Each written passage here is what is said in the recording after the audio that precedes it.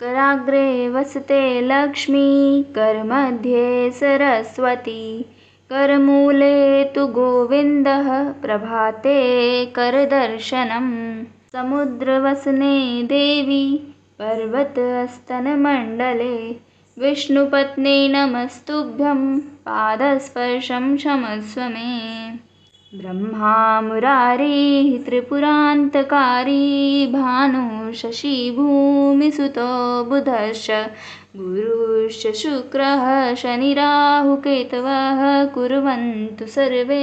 मम सुप्रभातम् सनत्कुमारः सनकः सनन्दनः सनातनोऽप्यासुरपिङ्गलौ च सप्तस्वराः सप्तरसातलानि कुर्वन्तु सर्वे मम सुप्रभातम्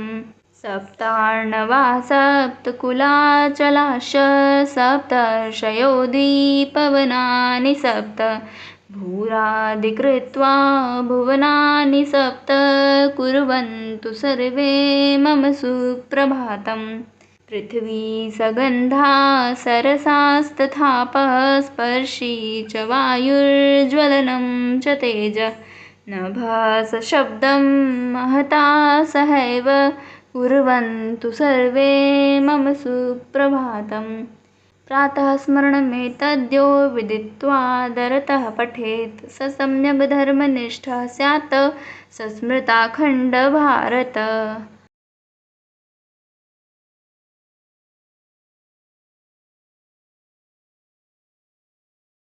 कराग्रे वसते लक्ष्मी करमध्ये सरस्वती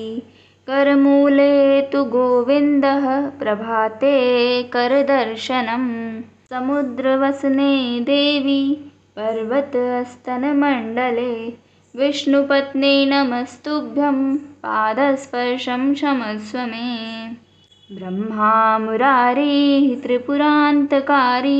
भानु शशि भूमिसुतो बुधश्च गुरुश्च शुक्रः शनिराहुकेतवः कुर्वन्तु सर्वे मम सुप्रभातम् सनत्कुमारः सनकः सनन्दनः सनातनोऽप्यासुरपिङ्गलौ च सप्तस्वराः सप्तरसातलानि कुर्वन्तु सर्वे मम सुप्रभातम् सप्तार्णवाः सप्तकुलाचलाश्च सप्तर्षयो दीपवनानि सप्त भूरादिकृत्वा भुवनानि सप्त कुर्वन्तु सर्वे मम सुप्रभातम् पृथ्वी सगन्धा सरसास्तथापः स्पर्शी च वायुर्ज्वलनं च तेजः नभः शब्दं महता सहैव कुर्वन्तु सर्वे मम सुप्रभातम् प्रातः स्मरणमेतद्यो विदित्वा दरतः पठेत् स सम्यग् धर्मनिष्ठः स्यात् स स्मृताखण्डभारत।